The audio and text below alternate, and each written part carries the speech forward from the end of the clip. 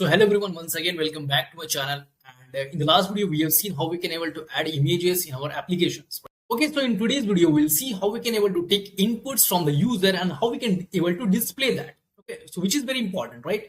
So let's start. Okay, so in the last video we have seen how to add images in your app. Okay, so let's delete this. Okay, so one more very important thing, if you are new to my channel, please subscribe. So I'll be teaching you from the scratch. If you don't know anything about mobile application development, you can still learn. Okay, so let's start. Okay, now if you just click on this text, you can see there are different types of text. Okay, so this is the text view, plain text, okay, password, email, phone number, all these things, right? So we will select plain text. Okay, just plain text, drag and drop in our UI, user interface, right? So you can see this is the plain text. Now the second thing is where we can display whatever we will type. Okay, so for that we must have to add text view. So we'll add text view here. So you may ask one question, what is the difference between text view and edit text, okay, or plain text? Okay, so very simple thing, the difference is in this we can able to take input from the users, okay, but we cannot able to display. So this is basically used for the taking inputs, right? And this is basically used for displaying something, whatever you want we can able to display here. Okay, but this is not for taking inputs. So this is the basic difference between plain text and text view. All right, so after writing here we need one button. So when we click on that button, then only our result should display here. Okay, whatever we are writing here, that should display here. So that means we need one button, right? So for button, just click on this button. You can see there are different types of buttons, but we need one simple button, that is this. So just drag and drop here, right? So now our UI part is done. Okay, so now what we'll do is, as we know what layout we are using constraint layout. Okay, as we have studied earlier. Okay, so constraint means all this plus we must have to use so that our element will be fixed, it will not move from this place. All right, so for this button also just use this constraint, and for this text view also. Again, this constraint layouts and all we will see later, okay, in details. Okay, so now our UI part is done. Okay, so now what we'll do is we'll just try to run and we'll check. So these are actually best practices. Whatever you are doing, you should keep on checking, keep on testing whether whatever you are doing is that correct or wrong. Okay, so now you can see here, this is the text field. Okay, now you can see by clicking here, it is asking something. One second. Okay, so now you can see here, if I'm clicking here, something it is asking. Okay, like this, and suppose I've written my name. When we click on this button, our name should display, but right now it is not working because we have not written any Java code for this, right? So our UI is working perfectly. So first thing, you should keep it in your mind, how many elements are there in your UI. So I have 1, 2 and 3. One is edit text, one is button, and one is text view. All right, so now come to this Java code, this Java class, main activity.java. Okay, and this part you can remove if you want, and this part also. Okay, so now this is your Java class. Okay, this we call it as a package. This is the import. Okay, import section. Okay, what we are doing, we are importing only Android X app compat activity. Okay, so this is the main class, public class, main activity, which we have created here. Main activity extends app compat activity. That means this class is extending this class. Okay, this is basically one inbuilt class. Okay, where it is, this is inside this library. Okay, Android X. Okay, so for the time being, I'm just explaining you basics, right? So this is the override. This also I'll explain you later, because if I explain you now, you'll not understand. Okay, so this is the protected void onCreate. Okay, this is the onCreate method. This method belongs to this class. Okay, how you can see here, if I remove this y here, this will give you error.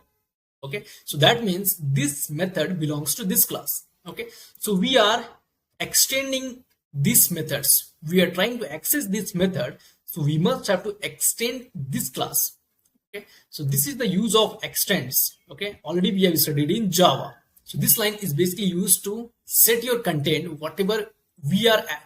So whatever things we'll do here, it will set in this thing. Okay, in this layout. Okay, where is that? In this layout it will set, right? So the first thing is, whatever elements you have added, you must have to create the objects for that. Okay, or you can say the variables you have to create. Okay, so let's see. So edit text. Okay, so we have one edit text, so we'll write any variable name or the object name. Basically this is an object.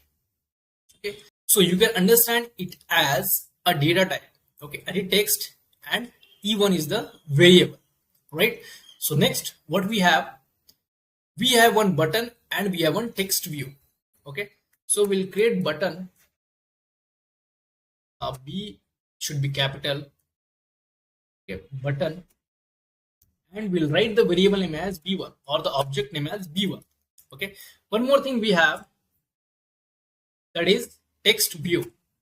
All right, so if it is coming like red something, that means you must have to import the class. Okay, so now it is added here, imported. Okay, so what is our next task is, we have to take their IDs. Okay, so what is the ID of this? If you just click on this, you can see this is the ID. Okay, if you click on this button, you can see this is the button ID. Click on this is the text view ID. Okay, so the second thing is, we must have to take their IDs. Why IDs?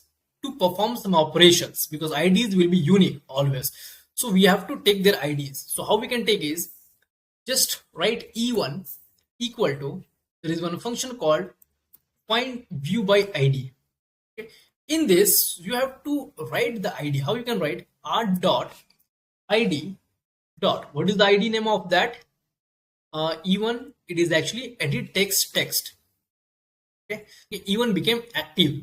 Okay, because we have taken their IDs. Okay, we have taken their IDs. So this means we have find their IDs through these functions, and we have stored the ID in E1 variable, right? So this is a very simple meaning. Okay, second is, as it is, so second, B1 and T1 both we have to take. So like this, you can take the IDs and you can store in B1. Again, you can take the ID of text view, you can store in T1. Okay, so now E1, B1 and T1 will be having the IDs of these three. Okay, now we have the IDs, that means we can perform some unique operations, right? So how to think? Now the thing is, when you write your name, okay, then you must have to click this button. Okay, so this button, you have to perform some operation and you have to display that name here. Once you click on this button, your name should be displayed here. Whatever you have typed, that should be displayed here. Okay, so how we can do is, first thing is, we have to make this button clickable. Okay, so now it is not clickable, but how we can make it clickable is very simple. Just B1 dot, there is one function called set on click listener. So I will not suggest you to type complete, just type half, like set O. You can see this is the set on click listener function. Okay, just click on this and you can see this is loaded here. Okay, so inside this, we have to write some parameter called new space view dot on click listener. Okay, just click on this, double click. So now you can see, now our button is clickable with the help of this method. Okay. Inside this method, you have to write whatever you want. Okay, so what is actually our task is, this edit text we have to take and we have to display here once this button is clicked. Okay, so this button is clicked, that means some operation we have to perform. What is that operation is? So now what we'll do is, we'll just create one string type. Okay, string s1 equal to E1 dot get text dot to string. Okay, this means, what is E1? E1 is our edit text. Okay, get text dot to string. Okay, so it will convert it into string and it will store in S1. Okay, so now S1 is your final output. So now this S1 should be displayed in T1. Very simple logic, right? So what we'll do is T1 dot, there is one function called set text. Okay, so basically set text is to display something. It is same like as printf statement in C language. Okay, so set text means just to display. What do we want to display? We need to display S1. Okay, this we want to display in T1. In T1. So this means whatever we will type in the text box, it will store in S1. Okay, now S1 we are printing in T1 variable. Okay, what is that? T1 is text view. So this is the text view. When we click, it will take from here and it will print here. So now our application is ready now. So what we'll do is we'll just try to run and check whether we are getting the output or not. Okay, so our app is running now. Okay, so let's test. What we'll do is I will write my name here. Okay, and I will just click on this button. Let's see.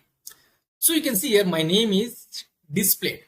Okay, that means our application is running perfectly. Okay, so what you can do, one more thing, you can see here you can increase this size. How you can increase? It is very simple. Just come to this, just type here size attributes. Okay, so text size is 14. I will keep it as 20. Okay, all right. Even this also I will try to increase. All right. Okay, so you can check there are some different attributes will be there. You can just click on this, you can search or you can scroll down and you can see there are so many attributes. Okay, so you can check one by one. All right, so I have increased the size. Now let's test once again.